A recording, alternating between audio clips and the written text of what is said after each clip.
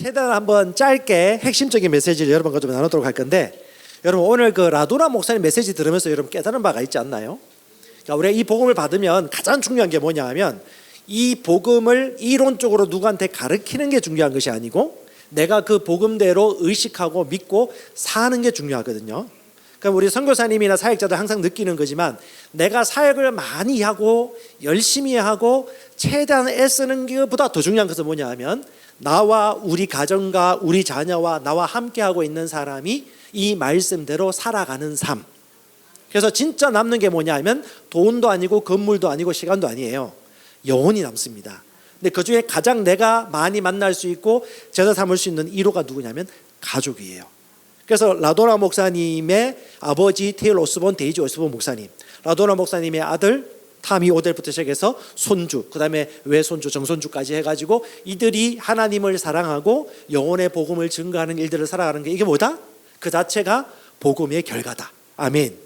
그래서 여러분 가장 중요한 것은 뭐냐면, 이미 출가시키거나 애를 다 키운 분들은 이제 부부가 남았겠지만, 혹시 아이를 키우고 있는 분들이라면 자녀가 제1호 제자이고 부부가 가장 중요한 믿음의 동력자이고, 아까 우리 방가라 선교사님이 얘기하셨는데, 이 복음을 만나면요, 부부라든가 가족관계라든가 자녀의 관계 속에서 변화가 일어나는 게 자연스러운 것이고 마음이 담대해지고 평안해지는 게 자연스럽습니다. 아멘.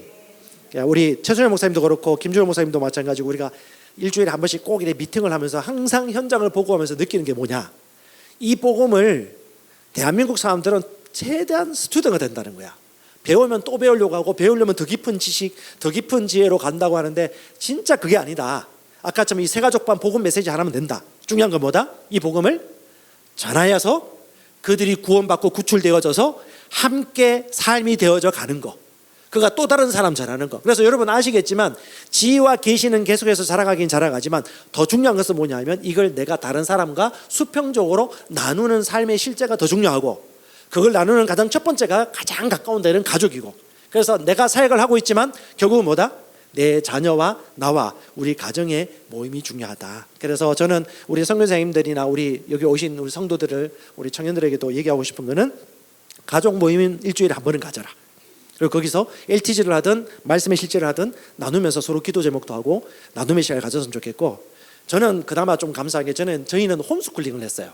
쉽지 않은 결정이었습니다. 근데 홈스쿨링 하면 좋은 게 뭐냐 하면, 애들이 좋아하는지 안 좋아하는지 모르겠지만 의도적으로 같이 가까이 할 수 있는 추억을 많이 만들어요. 책도 많이 읽고 뭐 박물관도 많이 가고. 그래서 지금 이제 그나마 제가 더 노력을 해야 되는데, 그래도 물리적으로 가까이 있다 보니까 이질감은 많이 없어요. 대부분 가정은 그렇진 않을 거예요. 그래서 어찌 보면 더더욱 마지막 때 가까울수록 우리가 지금 현재 함께 할 수 있는 사람들과 제자와 믿음의 교회의 관계를 맺는 것이 가장 중요하다는 것이고, 이건 제가 하나의 여담인데, 우리 그 아침마다 하는 모임에 우리 김보라 전사님 부부가 참석을 해요. 일주일에 한 번씩 만날 우리 NCM 우리 멤버들 모임에. 그러면 우리 김보라 전사님의 아버지가 김준호 목사님, 최순영 목사님이에요. 아빠 엄마로 절대 안 여겨요. 네, 목자, 진짜 목자로 여겨요. 깍듯하게 얘기하고 목사님, 사모님이라고 부르고, 뭔 아빠 엄마가 얘기하면 뭘로 들리지? 보통 잔소리로 들리는데, 우리 그 김보라 전사님은 코칭으로 듣고 말씀을 진짜 그대로 들어요. 제가 그분 저희들도 도전을 받고 있습니다. 그래서 진짜 하나님이 주신 것은 이 겉사람 이전에 속사람이고, 이 속사람이 거듭났다라면 영과 영의 관계구나라는 것을 다시 한번 깨달으면서, 진짜 하늘나라 하나님의 왕국은 가장 가까이 있는 사람, 그리고 나와 함께하는 사람에게 이루어집니다. 그래서 여러분 제1호 제자는 누구다? 자녀 어린 사람들은 자기 자식이다.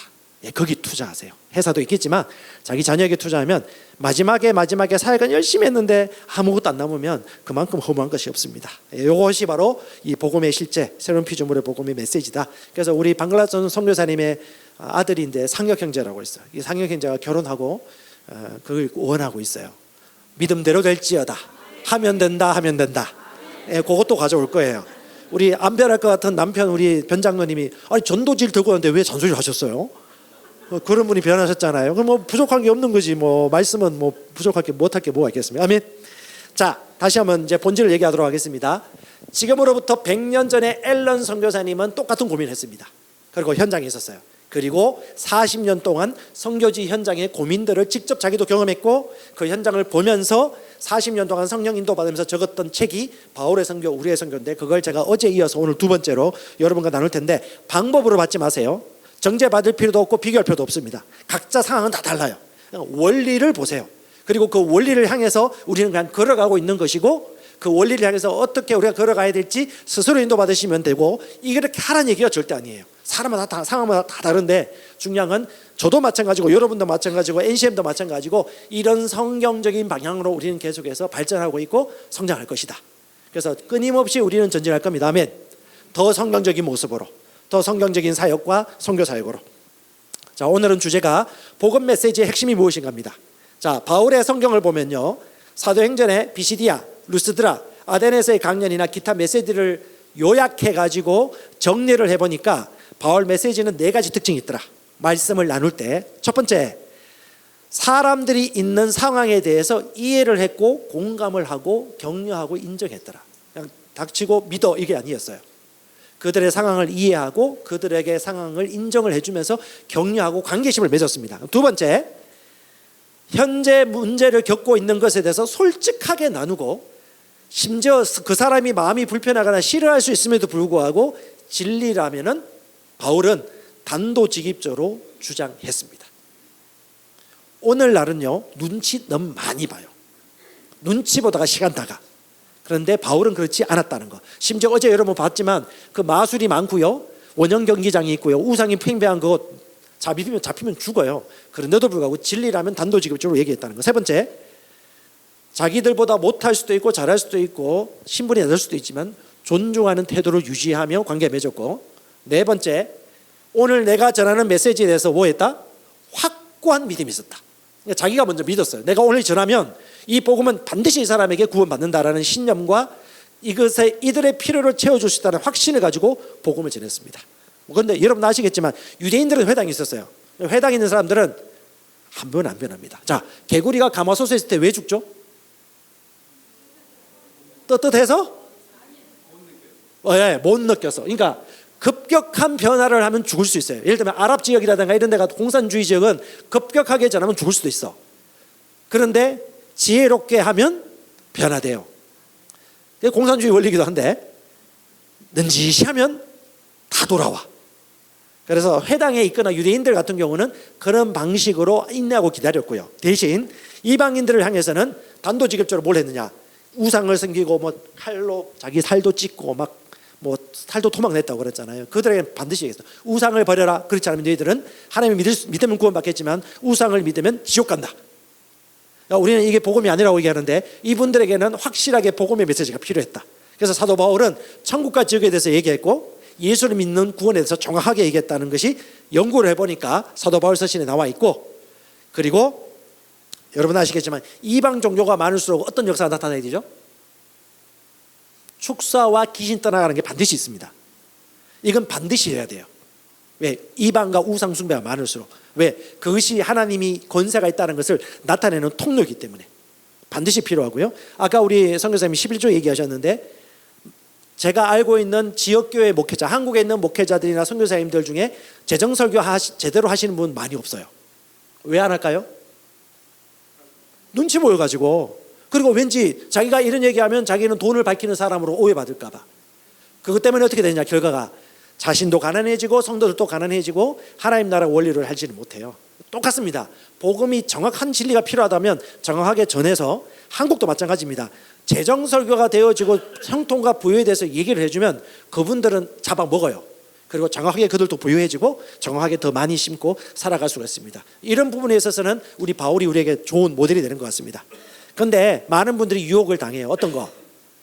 엄격하게 전하거나 정확하게 메시지를 전하면 왠지 사람들이 떠날 것 같기도 하고 뭐 과장하고 싶은 유혹도 생기는데 바울은 명약 관하하게 요구사항을 다 밝혔다. 어떻게? 과거로부터 단절하세요. 우상을 버리세요. 지난번에 방글라데시 갔는데 방글라데시에 있는 그 목사님 한 분 계신데 방글라인이에요. 아내분이 대한민국 선교사 20대 가셔가지고 40대 가지고 결혼하신 여자분인데 이분이 했던 얘기가 그 얘기예요. 자기 남편은 방글라데시인들한테, 자기가 방글라데시인이니까 방글라데시 애들 그 성도들한테 정확하게 얘기한다는 거야. 11조 하지 않을 거면 신앙생활 하지 말아라. 당신은 성경대로 해야 되지 않겠냐라고 했더니 성도들이 그 말씀을 듣고 다 11조를 한대요. 근데 방글라데시 교회 중에 자립하는 교회가 별로 없는데 그 교회는 자립한다는 거야. 왜? 메시지 듣고 하는 거니까. 똑같은 겁니다. 어떤 것이든 내가 전하는 게 뭐다? 믿음이거든요. 그러면 내가 이 그림을 그린다라면 이 그림에 필요한 믿음의 메시지는 무엇일까를 생각한다라면 우리가 믿고 성령 인도받고 필요할 때 얘기하는 그런 단도직입적인 성령 인도를 받는 것이 참 중요하다는 걸 우리 사도 바울이 얘기해 주고 있고, 눈치 보는 설교자가 되지 말라고 얘기하고 있고, 아까 부의 5가지 비결 책은 우리 학생들에게 상당히 많은 변화가 나타나고 있어요. 왜? 들었기 때문에. 지금 태국에, 오산에 있는 태국 그 노동자들 중에 몇 명이 1억을 모았어요.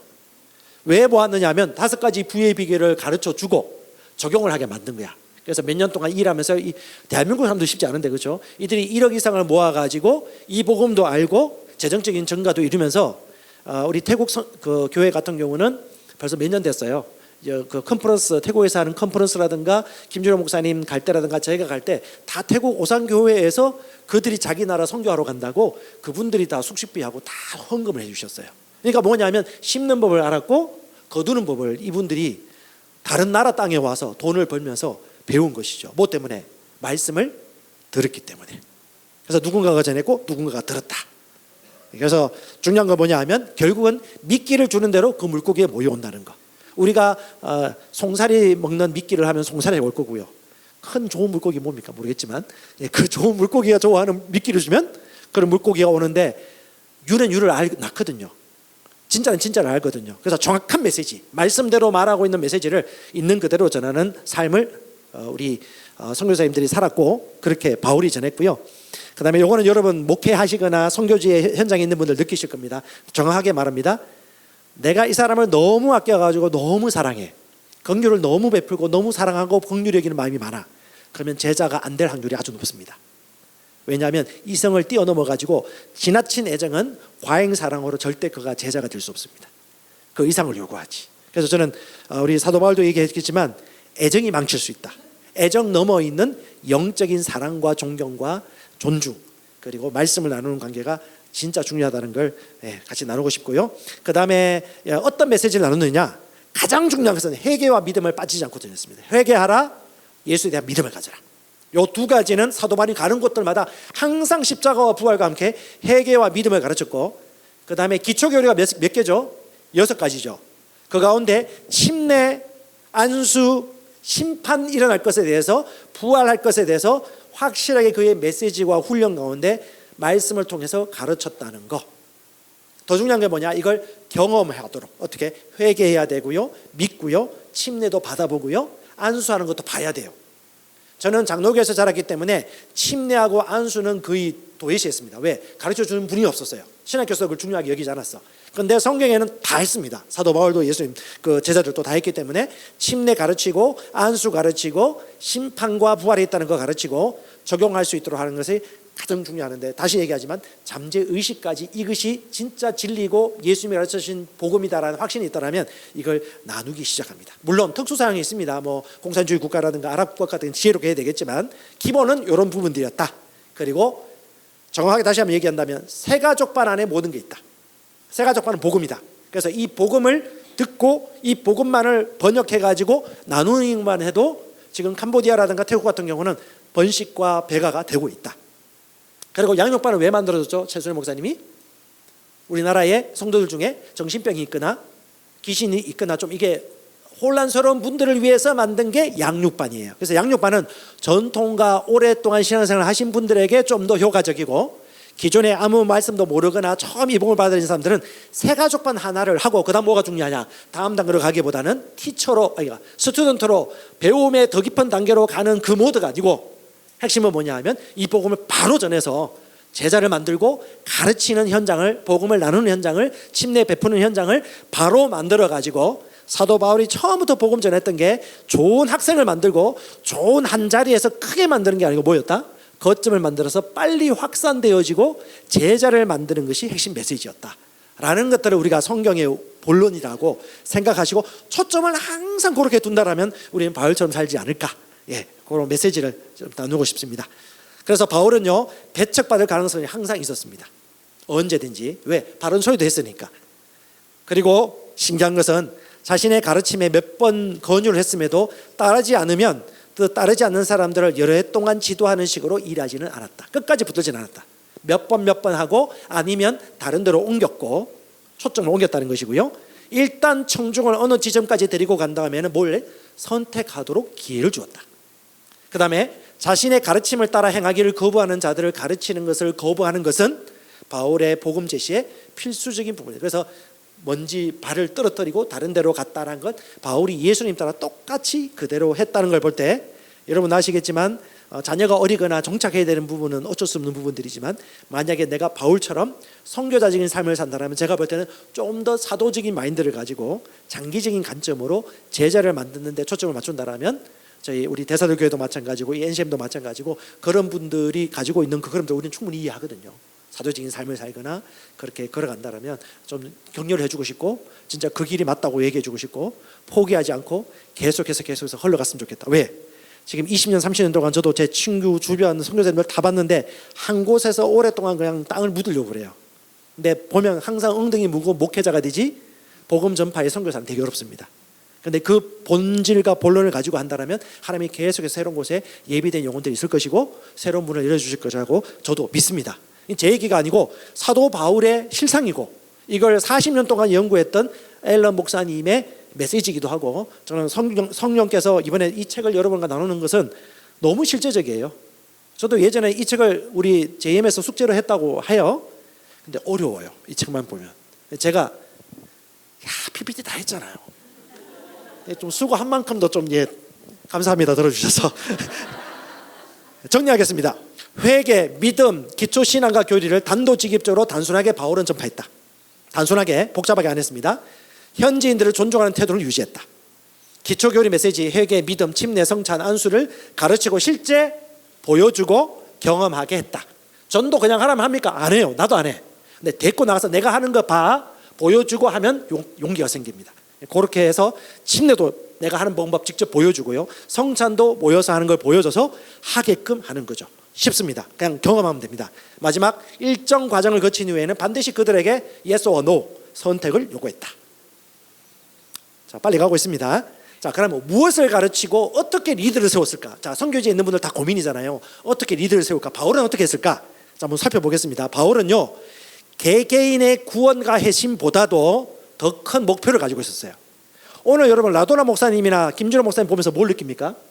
비전과 꿈은 멀리 크게 봐야 되는구나. 내가 동네만 보면요, 동네만 끝나는 거예요. 근데 멀리 보면요, 이건 작은 것은 큰 것 안에 포함되는 겁니다. 어떻게 해요? 공동체 모임을 세워 빛이 사방으로 퍼져나가길 기대했다. 근데 잘 보세요. 내가 아무도 안 보는 것 같지만 내가 하고 있는 모든 몸짓이나 행동이 가르침이 되고 때로는 전통이 될 수 있습니다. 예를 들면 선교사가 의존하라고 가르쳐요. 어떤 방법으로? 전도, 교육, 봉사, 음식 준비, 식사 준비, 뭐 필요한 물품 제공을 선교사가 다 해.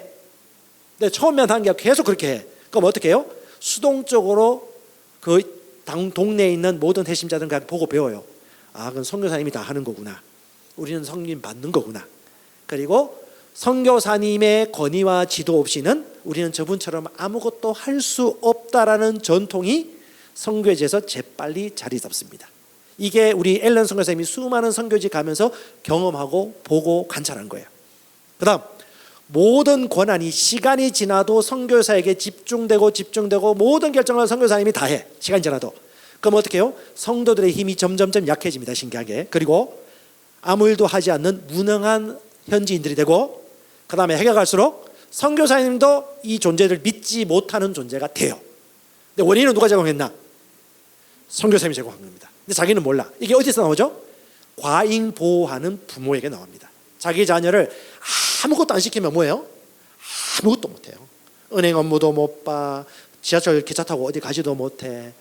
너무너무 보호하면요 진짜 약해집니다. 그러니까 애를 진짜 사랑한다면 하게 해야 되는데 똑같다는 거예요. 그래서 그 현지인 속에 있는 성령의 역사를 우리 선교사님들 뭐예요?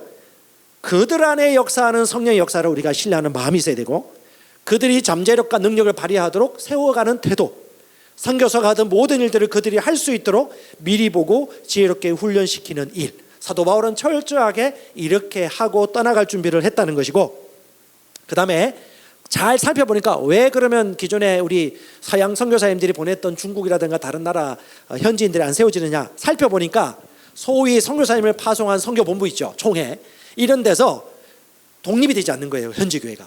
그러니까 모든 걸 다 지도받는 거야. 지시받고 지도받고 재정지원도 다 받고 하나하나 다 받은 게 어떻게 해요? 스스로 결정할 권한이 없어. 그럼 어떻게? 꼭두가시가 되는 거죠. 그러니까 선교사님이 떠나버리면요, 중개인이 사라지니까 이 선교지는 낙동강 오리에 되는 거죠. 그러니까 총회는 교회가 아니다. 넓은 의미에서 교회예요. 근데 사도 바울의 첫 번째 교회는 무슨 교회였죠? 로컬 처치였어요. 그러니까 로컬 처치 개념이 되지 않는다는 거죠. 총회, 선교부나 이런 데서 계속 지도받는다면. 두 번째, 모두 외국 선교단체와 교회단체의 후원을 받기 때문에 계속해서 재정적 지원받으면 뭐가 된다? 빌려준 자의 종이 됩니다.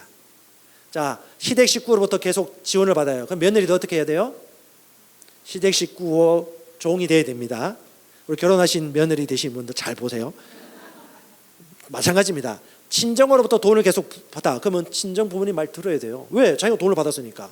똑같거든요. 똑같습니다. 계속 재정 지원을 받는다? 그들의 종이 될 수밖에 없어요. 독립은 뭐다? 재정적 자립도 필수다. 그럼 자녀가 가정에서 독립했다는 말은 무슨 말이에요? 자기 재정을 자기가 관리할 수 있다. 자기가 할 수 있으면 집 나가도 돼요. 근데 그렇지 않다면 부모 말씀 잘 들어야지. 마찬가지 아닙니까? 똑같아요. 그러니까 현지 교회가 세워지려면 결국 재정적 독립이 필요하다는 거. 그다음에 현지에서 지원 많이 받는 그룹은 어떤 그룹이 있다면, 현지 그룹이 있다면 다른 그룹들의 부러움을 사게 되거나 서로 경쟁 상대가 되더라. 현지인들이 서로 이제 후원 잘 받는 그룹 시기하고 뭐 이런 일들이 생긴다는 거예요. 그다음에 소수 선교사들이 성례의 집행을 다 그분들이 감당하셔가지고 현지 리더십이 세워지지 않는다.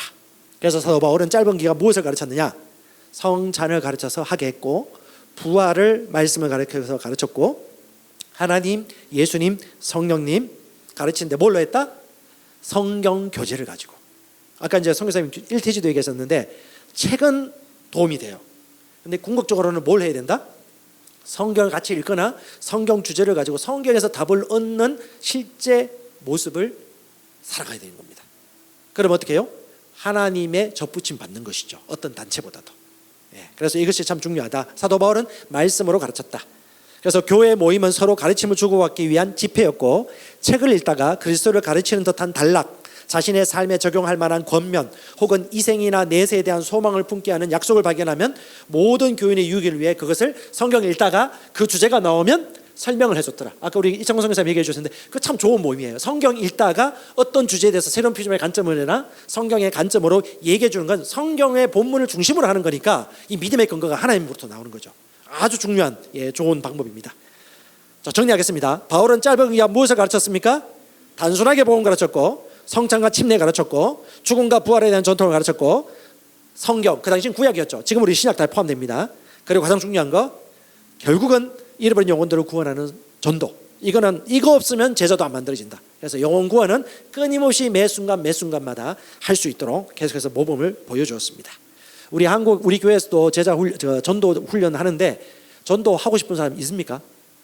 거의 없어요. 소수예요. 지금 목요일마다 우리 남미 전사님하고 하고 있는데 그분들 진짜 전도의 문이 열린 분들이에요. 근데 용기 있는 분들이 한 번씩 오는데 금방 안 돼요. 솔직히 어려워요. 왜? 내가 남들한테 비난 들어야 되는데, 상대방의 그 멸시도 받아야 되는데, 근데 훈련은 필요해요. 열정을 가지고 하다 보면 되거든요. 근데 내가 선교사로 가거나 전도하러 간다 그러면 전도 훈련 반드시 받아야 돼. 그리고 몇십 명 이상 회심하는 거 경험하고 가야 돼. 아니, 전도자가 전도 못하면 뭘 해? 그냥 그걸 하셔야 돼요. 아니면 내가 아예 선교사님을 도우면서 가정교육을 하러 가는 선교사로 파송되면 모르겠지만 결국 선교사는 전도는 기본으로 해야 되고 항상 그 방법을 추구하고 구해야 된다는 부분들을 얘기하고 있고요. 그 다음에 제자 세울 때 어떤 사람이 제자 세워지느냐, 이게 사도 바울을 보니까요. 자, 일단은 침례 받는 조건은요, 예수 믿으면 침례 받았습니다. 회당장 그리스보가 온 지방과 더불어 주를 믿으며 그걸 보고 수많은 고린도 사람들도 듣고 믿어 침례 받았다. 침례 기준은 6개월 동안 무슨 가정 안 거쳐도 됩니다. 믿고 침례 받으면 되는 거고요. 그 다음 어떻게? 안수를 해서 파송하거나 잘못했다 출교하면요, 그것을 그 선교사 혼자 결정하지 않고 리더 그룹과 함께 형제들의 승인을 받는 과정을 반드시 가졌다. 뭐냐면 결정권을 우리 현지인들에게 준 것이죠. 그 다음에 제자 선정할 때 아까 참 재밌는데 우리 방글라데시 같은 경우는 그 5 부족의 아이들이 자기가 엄선한 자기 제자를 한 명씩 뽑았잖아요. 이게 아주 좋은 방법인 게 뭐냐 하면 제자를 선정할 때 평판에 있는 좋은 소수의 사람을 영입하는데 충분히 그 사람들을 현지에서 아는 사람, 왜? 선교사님한테는 속일 수 있거든요. 근데 현지 같은 동네나 같은 종족의 사람은 속일 수 없기 때문에 그 사람들의 추천을 받아서 제자로 세우고, 여러분 아시겠지만 똑똑한 사람보다 인품과 성품이 좋은 사람이 대체로 좋은 제자입니다. 그 다음에 제자를 영입하고 결정하고 책임지는 걸 누구? 서로 책임지는 관계를 만들었다. 여러분 뭐 내용은 쉽지만 현장에 있는 분들은 아실 겁니다. 쉽지 않다는 거. 신뢰해야 되고 이런 과정이 얼마나 있겠습니까? 그리고 처음 예수 복음 전할 때 이 한 명의 영혼이 얼마나 소중합니까? 그 영혼 떠나갈까 봐 좀 두려워하는 마음도 생기고요. 그럼에도 불구하고 우리는 이러하든 저러하든 하나님의 말씀이 이런 방향으로 성령께서 얘기해 주고 있기 때문에 우리는 이 큰 그림을 가지고 간다. 네, 이것을 나누고 싶습니다. 그 다음에 장로 자격은요, 딴 거 없습니다. 가장 중요한 건 뭐냐? 거기 보니까 이렇게 나와요. 장로와 지도자를 세우는 과정을 보면 지도자죠, 고등교육을 받은 건 아니었고 기독교 교리에 심오한 지식을 가진 것도 아니었다. 어느 정도 교육 수준, 그 당시 구약 70여 력에 대한 약간의 지식, 영적 이해, 데살로니가 전후서의 기독교 교리에 대한 이해, 침례, 성만찬의 의미, 집행법에 대한 식견 등에 만족할 수밖에 없었을 것이다. 이 정도 식견이 되면 세웠고요. 그 다음에 성도들의 리더의 가장 최고의 자격은 윤리, 도덕을 아주 중요하게 여겼다. 그래서 뭐 하나님의 남편이 되고 부모에게 순종하는 자녀를 둔 자랄 게 뭐냐면 기본 윤리과 도덕이 되지 않으면 아무리 똑똑해도 스카이 나오고 뭐 하버드를 넣는다 할지라도 그것보다 이걸 더 중요하게 여겼다는 것 하고요. 이제 마무리하겠습니다. 그러면 교회 리더를 세우는 필수 요건 4가지. 첫 번째, 기본 신조. 세가족반, 우리는 세가족반 있겠고요. 양육반이고요. 기초교리 6가지는 여러분 JM에서 배울 뿐 아니라 실제 현장에서 가르쳐야 돼요. 제자로 리더로 세우겠다면 6가지 교리는 여러분 예수 선교사 학교 그 JM의 과정에 나와 있습니다. 그거 책도 있어요. 김정호 목사님 쓴 책이 있으니까 그걸 여러분들이 교재를 만들든지 아니면 읽으면서 나눠도 괜찮습니다. 이 6가지는 여러분 나눴으면 좋겠고요. 세가족반, 양육반. 그 다음에 침례, 성만찬을 직접 보여주고 하게 하고, 침례, 성찬. 성찬도 내가 하는 거 봐 하고 하게 하고, 침례도 직접 가르쳐주고. 그 다음에 3번째가 뭐냐면 리더 코칭이에요. 리더 훈련. 이게 목회자의 이것은 여러분 계속해서 성경 말씀에 나오는 바울 서신을 보면서 나누는 것이고요. 4번째는 스스로 성경 읽고 성령 인도 받는 거. 그리고 기초는 아까 얘기했죠. 영혼 구원에 대한 열정으로 복음 전하는 거. 그래서 지침은 이것입니다. 그래서 가장 중요한 건 뭐냐면 다 해주는 것이 아니고 시간 지나면 지날수록 스스로 공동체를 꾸려나가도록 했다는 거. 지도와 격려를 위해 수시로 편지나 방문을 하면서 완전히 떠나보지 않고 3개월, 6개월 후에 떠나갔다가 끊임없이 수신을 하면서 교제하면서 지도를 했다는 거. 3번째, 꼭 필요한 것을 훈련시켰고 그들 자신에게 준 것을 사용하도록 가르치는 방법을 활용했더라. 이게 사도 바울의 방법이었습니다. 자, 그러면 여러분 자 한번 물어볼게요. 우리 선교사님들 혹시 징계해 보신 분, 현장에서 선교지에서 징계나 건면 좀 제대로 해보신 분 있나요? 어떤 징계를 하셨나요, 거기서? 짧게 한번 얘기해 주십시오.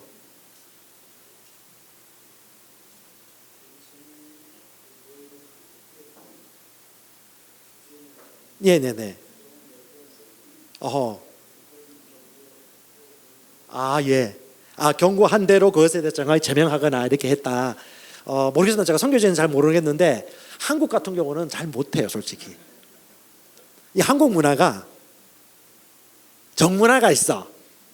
아무리 원칙을 해도 그렇지 뭐 이런 게 있어서 그런데, 성경은 제가 잘 모르겠는데 사도 바울은 어떻게 했을까요?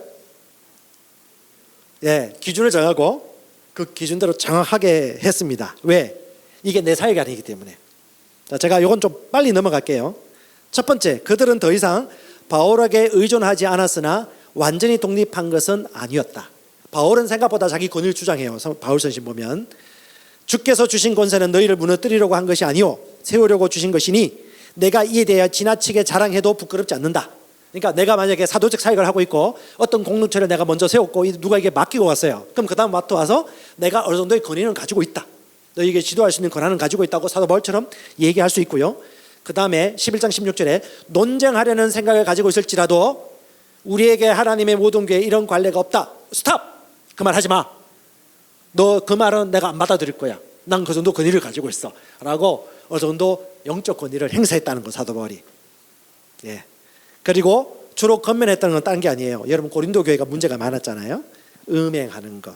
그러니까 성도들이 뭐 음행했잖아요. 간음하고 소송, 서로 성도들끼리 막 송사하고 소송하고, 그 다음에 우상에게 제물 드리는 음식을 먹고, 그 다음에 결혼 막 이혼 막 원칙 없이 막 하니까 어떻게 해요? 이것에 대해서 사도 바울이 건면을 해주죠, 고린도 교회.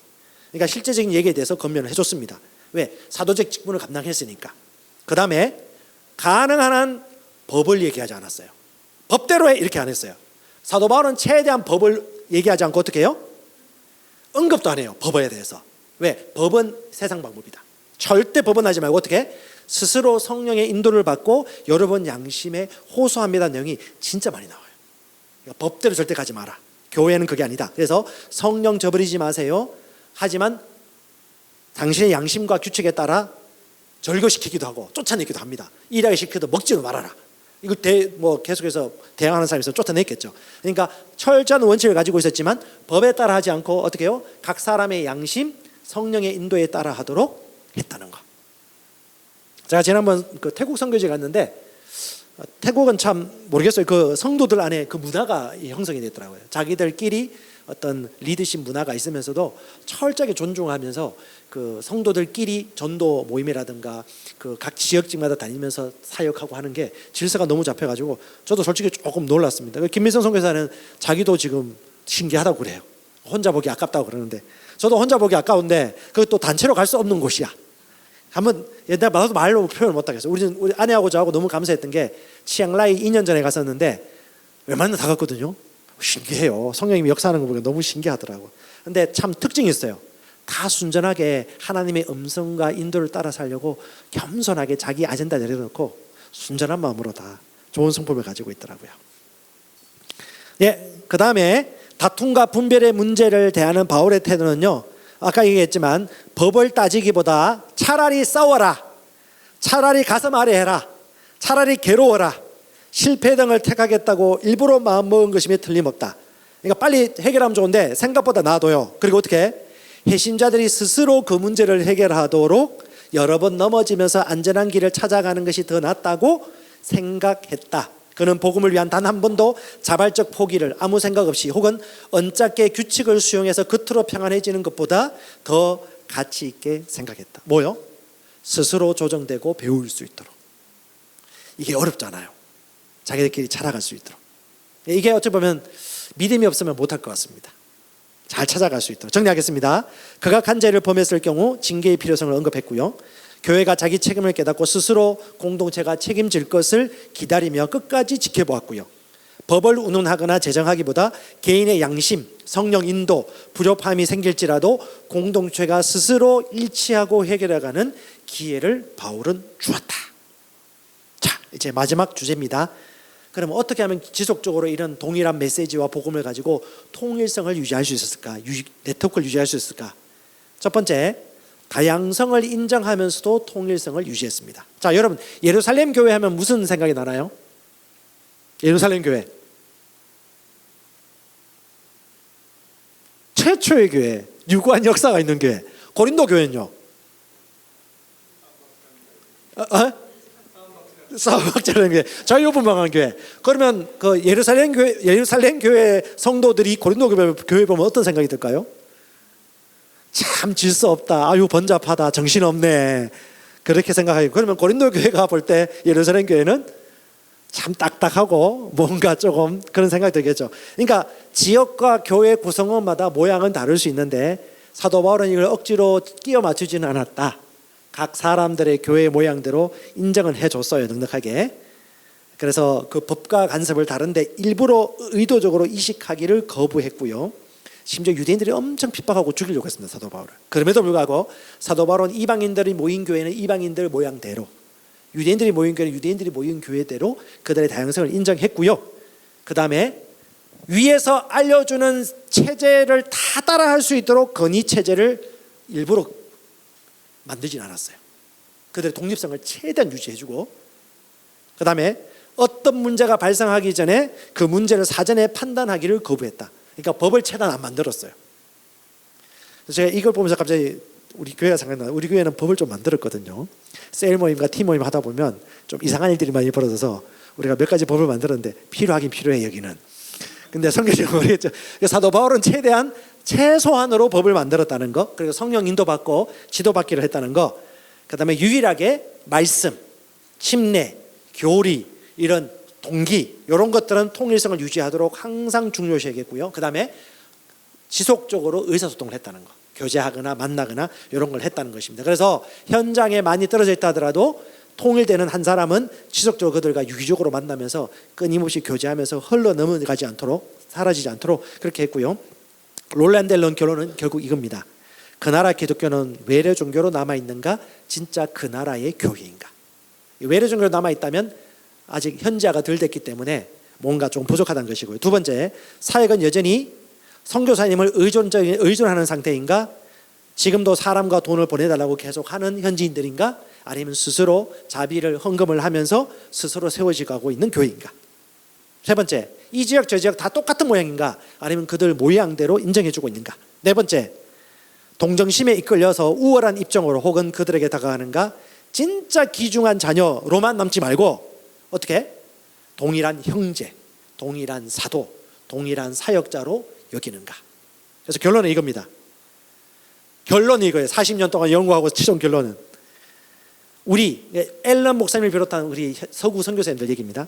우리의 부족한 믿음이 현지인의 독립을 두려워하고 불신하게 만들었다라는 결론이에요. 결론은 뭐냐 하면 하나님이 나를 믿어줬듯이 우리도 저희 현지에 있는 사람들을 믿어주고 누구? 그들 안에 있는 예수님 역사하실 수 있도록. 좀 부족할 수 있지, 잘 못할 수도 있지. 완벽하게 만들면 언제 완벽하게 보내겠어요, 그렇죠? 그러니까 이때 우리의 믿음이 필요하다는 것을 이 책에서는 계속해서 얘기해줘요. 믿음을 가져라. 네가 선교사가 믿음을 가져야 된다라고. 자녀 양육에게도 똑같이 하나님이 주신 메시지인 것 같습니다. 그래서 선교사에겐 세 단계가 있더라. 첫 번째는 선교사가 배운 거 도입해서 전진하는 단계. 시간 지나면 계속 이대로 가지 않고, 두 번째, 교육받은 현지 핵심자들이 그 선교사에 했던 것을 이행하고 그들이 실행하는 단계. 마지막은 그들이 수정도 할 수 있는 단계. 그래서 선교사의 역할은 총 네 가지다. 가장 첫 번째, 전도하는 사명. 이건 항상 놓치지 않는 거. 두 번째, 사도적 접근. 그러니까 한 곳에 뼈를 묻겠다고 하면 어쩔 수 없어. 근데 하나님이 진짜 기뻐하시고 효과적인 사역은 내가 그 종교에 갔다면 또 다른 곳에 그런 공동체가 맺어지도록 하면서 나는 순회하는 사도적 접근의 모델이 효과적이다라고 얘기하고 있고요. 이런 분들 같은 경우는 우리 각 나라의 본국에 있는 교회가, 이 사도적들은 목회자 아니기 때문에 사도적 역할을 하고 있는 선교사잖아요. 그렇기 때문에 재정적인 지원을 해줘야 되는 거죠. 만약에 거기서 목회하겠다면요, 그 한 교회 안에서 그냥 다 마무리해야 되는 거예요.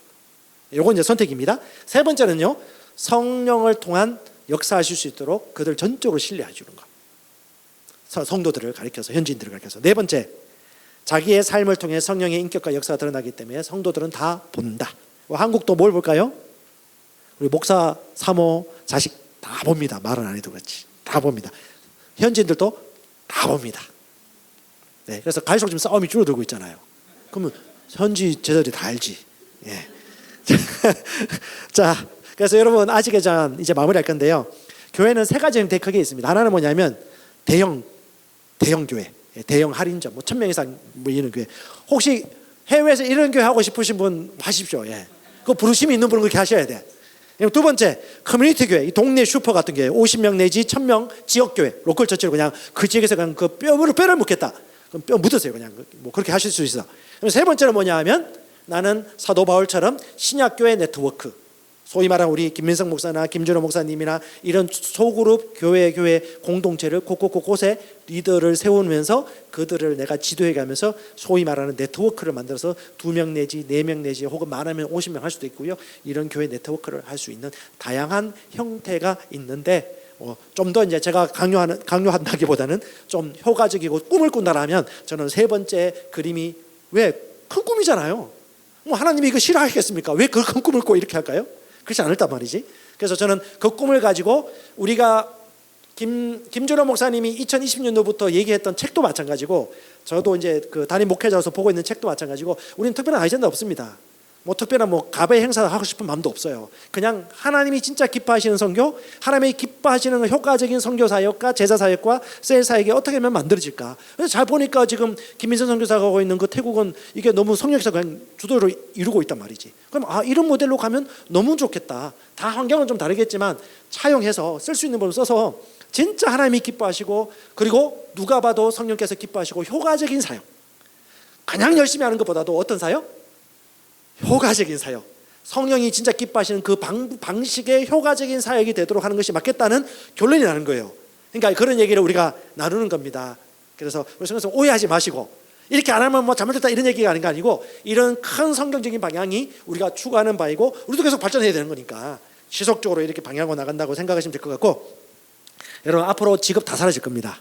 대한민국 청년들도 기억하시고, AI 시대가 오면요, 지금 한국에 있는 현대가 미국 가죠. 자, 미국인들 일자리 많이 늘어날까요? 생각보다 안 늘어날 겁니다. 다 자동화가 돼요. 생각보다 전 세계가 갈수록 일자리는 줄어들 거예요. 그리고 그들은 통제하기 시작할 겁니다. 그리고 돈을 가진 소수에 의해서 얼마든지 중산층이 하층민으로 내려가고, 결국은 갈수록 기본 배급 사회나 기본 소득 사회로 갈 수밖에 없어요. 그게 전 세계적인 흐름이에요. 그걸 여러분 이해를 해야 돼요. 우리나라만 그렇게 아니고 전 세계 흐름이 그래요. 그래서 앞으로 가면 갈수록 기초수급자, 그리고 중산층은 점점점 붕괴되어지고, 돈은 종이 조각이 되어지고, 새로운 화폐라든가 통일적인 화폐로 흘러갈 거예요. 그러면 그렇게 가면 갈수록 더 중요한 게 뭡니까? 시대 흐름을 빨리 간파하고 다음 단계로 편성하고 올라가야 돼. 그럼 뭐가 중요하냐? 변하는 게 있고 변하지 않는 게 있어요. 이걸 통합하셔야 됩니다. 그럼 변하지 않는 게 뭐고 변할 게 무엇인가를 고민해 보셔야 됩니다. 뭐가 변하고 뭐가 변하지 않을까? 숙제입니다. 두 번째, 점진적 변화가 아까 깨구리 얘기했는데, 점진적으로 변화할 때 쉽게 받아들입니다. 이건 저도 지혜가 필요하고요. 여러분도 마찬가지고 쉽게 점진적인 변화가, 왜냐? 육신은요 변하지 않으려는 관성의 법칙이 있어요. 그래서 이걸 변하려면 조금씩 자꾸 돌려줘야 됩니다. 저는 그 생각이 들어요. 선교사님 중에 제일 무서운 선교사가 끈질긴 선교사. 똑같은 얘기 계속해. 그러면 세뇌되거든요. 귀찮아서 안 할 뿐이지. 그럼 제가 볼 때는 끈질긴 선교사님 밑에는 제자로도 제자가 나오겠다. 왜? 말씀이니까. 세 번째는요, 목표 설정이 명확하면 미래 예측이 되는 겁니다. 그러니까 나는 어떤 선교, 어떤 열매, 어떤 교회 그룹이 만들어지고 제자가 만들어질 것이다라는 것은 저도 마찬가지 과제입니다. 여러분도 마찬가지고요. 저는 한국 내에서 그런 세일 개척이 많이 이루어지도록 갈망하고 꿈꾸고 있습니다. 여러분도 마찬가지일 겁니다. 그래서 그 꿈들 계속해서 꿈꾸시고 갈망하고 원하면 우리 사역이 더 확대될 것이고, 더 힘을 얻을 것이고, 더 유기적으로 연합하지 않을까, 그런 생각을 가지고 있습니다. 마무리하겠습니다. 우리 교회의 비전이기도 하고 성교의 비전이기도 한데 같이 읽겠습니다. 시작. 우리는 새로운 피조물의 계시에 근거한 셀과 시스템을 통하여 제자를 만드는, 제자를 훈련하여 교회를 개척한다. 아멘. 여러분 이대로 살 것입니다. 자, 우리 이 자리에 오늘 보고하시고 또 함께 하신 성교사님들 박수 한번 쳐주십시다. 여러분, 현장은요 말로 표현할 수 없는 상황들이 진짜 많고요, 경험해보지 않으면 알 수 없는 일들이 많습니다. 그래서 여러분 중보할 뿐 아니라 마음을 모아서 같이 힘을 실어주시기 바랍니다. 아멘.